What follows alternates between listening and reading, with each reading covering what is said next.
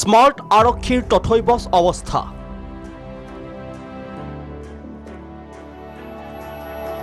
প্ৰথমে চাওক এই দৃশ্য। অস্বাস্থ্যকৰ লেতেৰা পৰিৱেশত দিন কটাবলগীয়া হৈছে স্মাৰ্ট আৰক্ষীয়ে।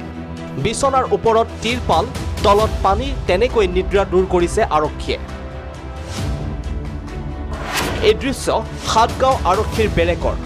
বিধ্বস্ত আৰক্ষী বেৰেক, অভাৱ খোৱা পানী, অস্বাস্থ্যকৰ গা ধোৱা ঘৰ, এনেকৈ এতিয়া দিন কটাবলগীয়া হৈছে মহানগৰ আৰক্ষীয়ে।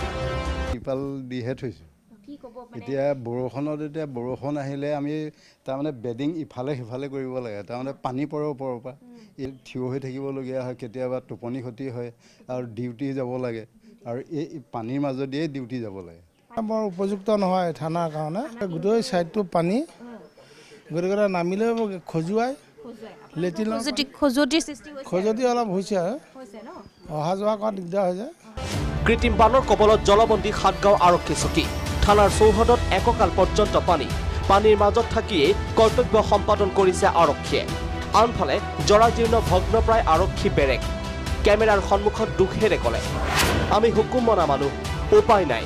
কি ক'ব, আমিতো ক'ব নোৱাৰোঁ বাইদেউ, ওপৰৰ অৰ্ডাৰ মতে আমি চলিব লাগে। আমি সৰু মানুহ, ঘৰৰ মানুহে বেয়া পাবতো, কেনেকৈ আছোঁ আমি এই ভিতৰুৱা কথাটো নকওঁ আৰু।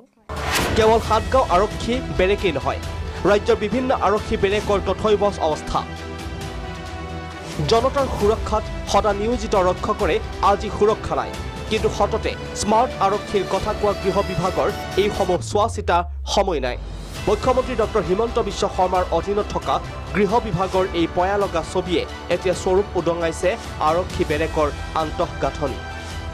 ভিডিঅ' জাৰ্নেলিষ্ট বিজয়লক্ষ্মী বসুমতাৰীৰ সহযোগত পল্লৱী বৰাৰ ৰিপৰ্ট, প্ৰাগ নিউজ।